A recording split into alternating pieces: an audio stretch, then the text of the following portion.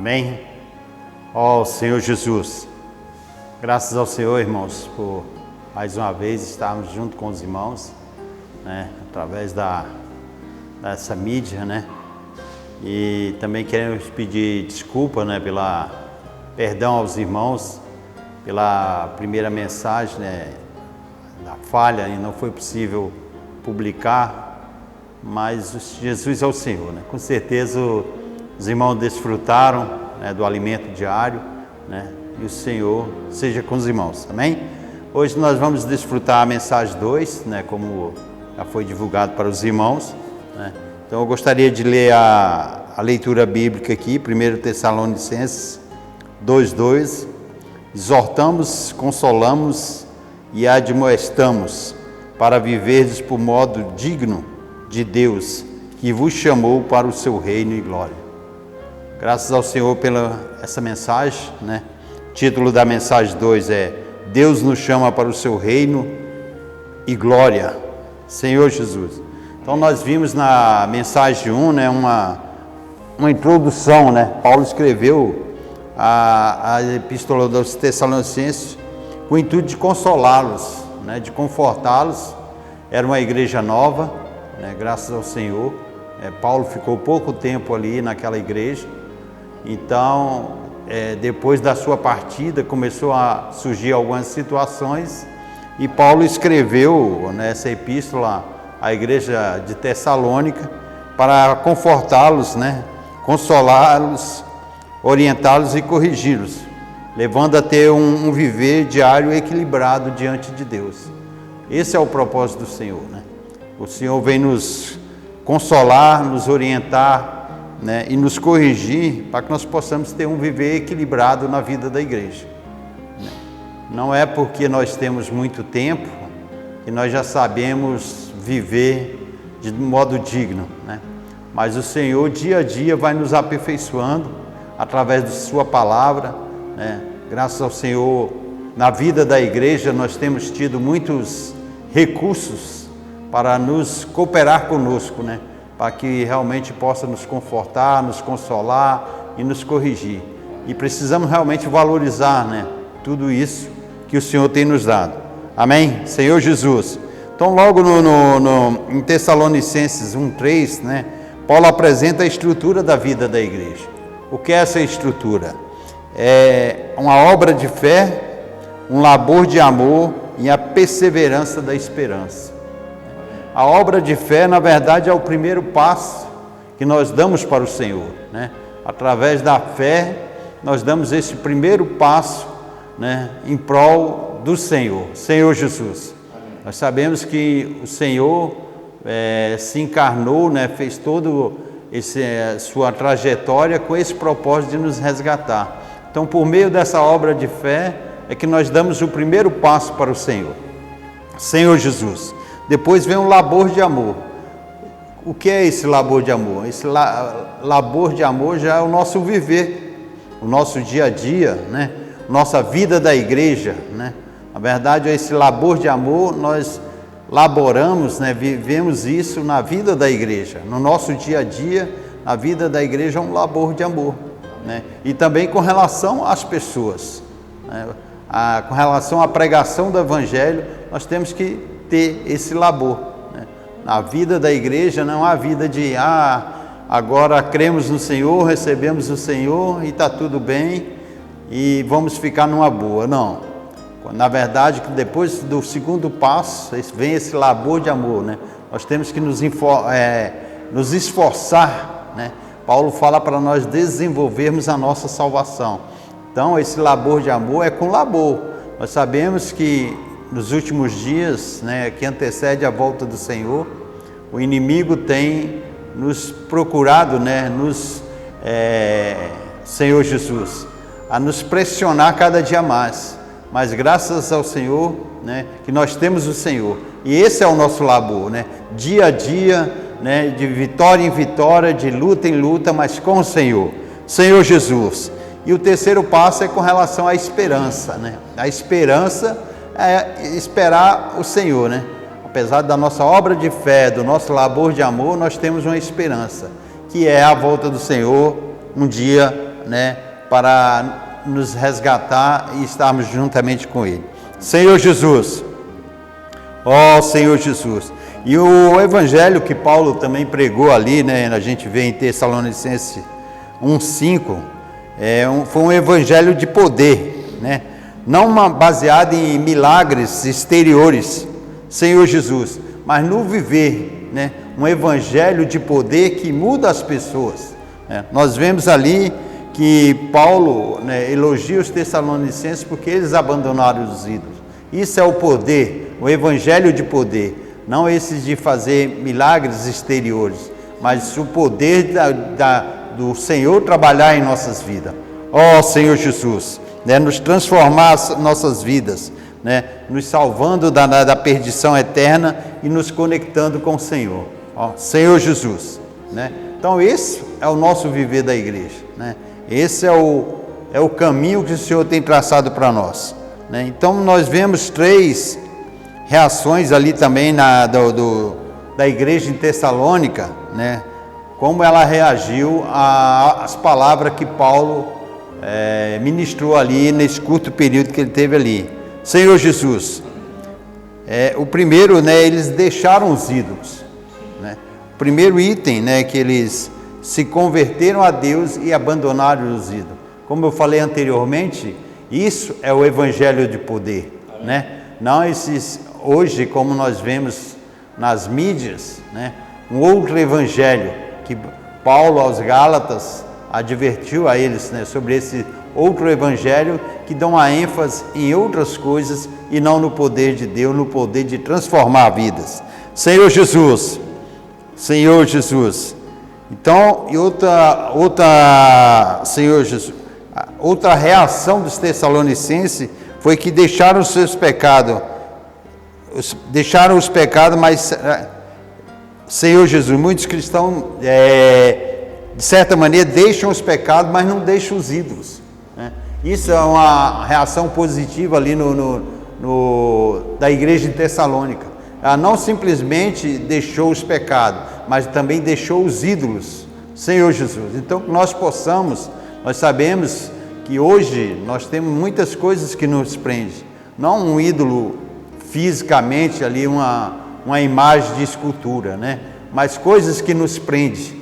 E os Tessalonicenses naquela época, né, esse evangelho de poder libertou ele tanto dos pecados como desses ídolos. Senhor Jesus, então nós fomos, né, de acordo com Tessalonicenses 5:23, né, o homem foi criado com espírito, alma e corpo, né, e todos reconhecem que temos o corpo, a alma, porém muitos desconhecem, né, essa existência do espírito humano, né?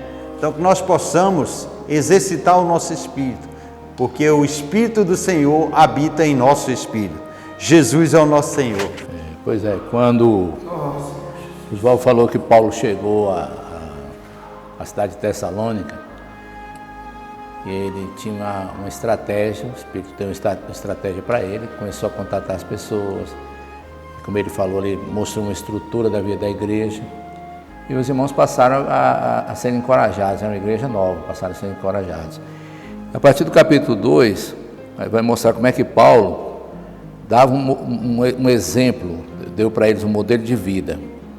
No versículo 1 do capítulo 2 fala assim: porque vós, irmãos, sabeis pessoalmente que a nossa estada entre vós não se tornou infrutífera. Ou seja, a primeira coisa que Paulo mostrou aos Tessalonicenses, que ele quis mostrar na vida dele, é que ele era uma pessoa que dava fruto. Ou seja, onde ele passava, onde ele estava, e ali principalmente a igreja nova, que foi fruto do poder do Evangelho, ele demonstrava às pessoas que ele era uma pessoa que dava frutos. Ou seja, como esse modelo de uma pessoa que dá fruto, ele gerou também, aqueles jovens cristãos ali, o desejo de ser também frutífero. Lá para frente, a gente vai perceber que eles começaram a cooperar com Paulo no aspecto de dar frutos também.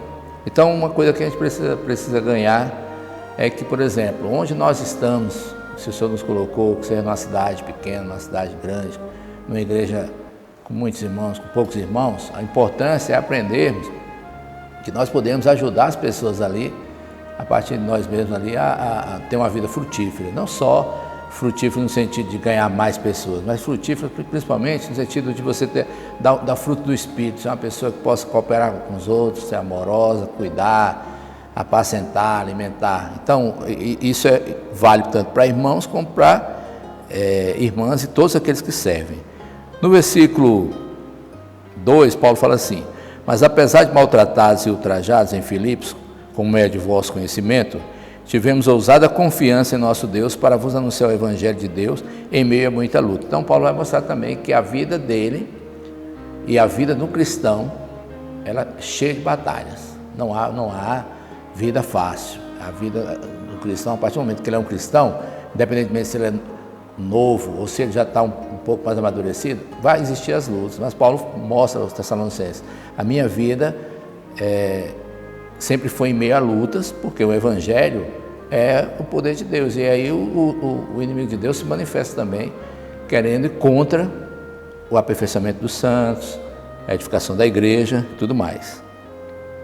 Aí no versículo 4, ele fala assim: pelo contrário, visto que fomos aprovados por Deus a ponto de nos confiar a Ele o Evangelho, assim falamos, não para que agrademos a homens, e sim a Deus que prova o nosso coração. Ou seja, Paulo não estava preocupado em agradar a homens, por isso que ele era fiel ao Evangelho. E aí isso ele demonstrava para os irmãos perceberem que eles precisavam ser gerados, começar a vida da igreja, sabendo que a satisfação que eles têm de dar primeiro é ao próprio Deus. Então Paulo era um homem fiel ao Senhor. Então ele mostra que, pelo fato dele estar sempre fiel ao Senhor, nessas lutas, lutando para aperfeiçoar os outros, sendo frutífero, o Senhor aprovou a obra dele, como vai aprovar a obra de todos aqueles que fizerem isso, né? E no versículo 7, essa é a maneira que Paulo está falando para eles, como ele procedia. Na verdade, a pregação do Evangelho é o poder do Evangelho na vida do próprio apóstolo, né?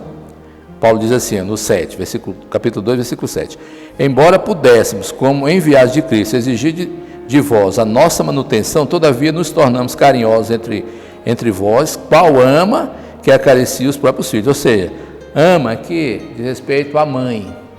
A ama, antigamente, é como se fosse aquela pessoa que cuidava dos filhos quando o casal saía, fazia o papel de uma mãe. Ou seja, era aquela cuidadora que cuidava com todo carinho dos filhos, alimentavam, via o horário deles dormirem, via se estão doentes, assim por diante.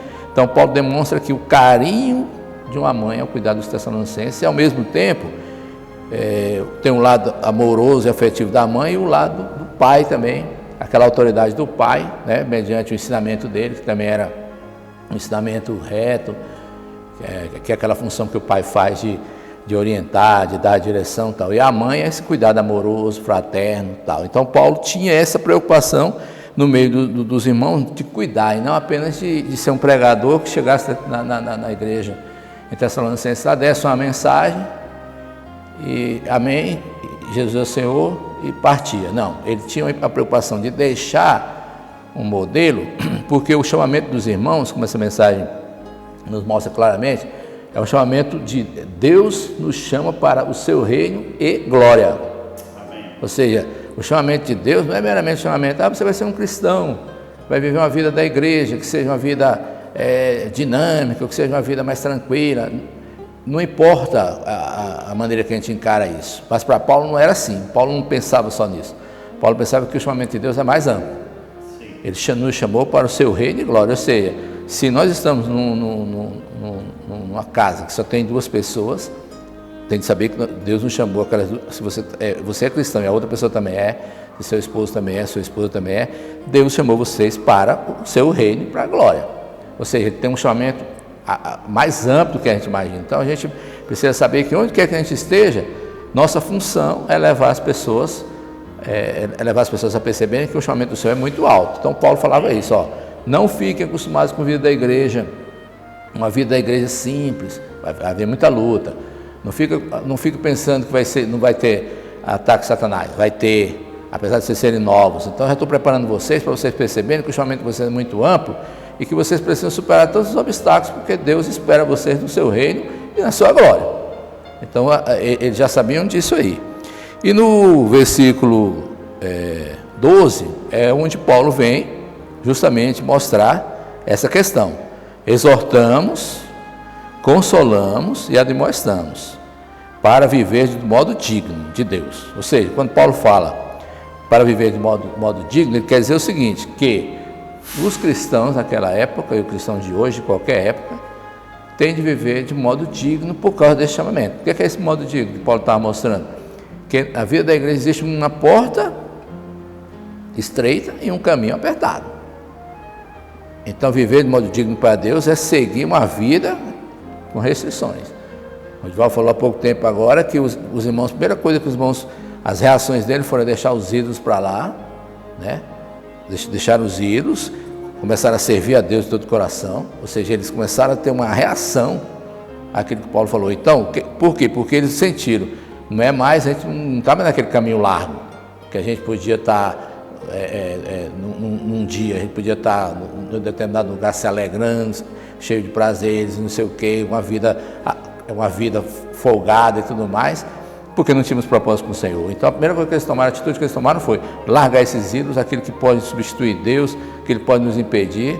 Então Paulo está mostrando, viver de modo, eu estou falando, exortando vocês, como ele fala aqui, consolamos, por um lado exorta, dá uma palavra mais firme, depois consola também, porque sabe que eles são novos, precisam de consolo, e admoeste, que é advertir, para que vocês vivam de modo digno. Por quê?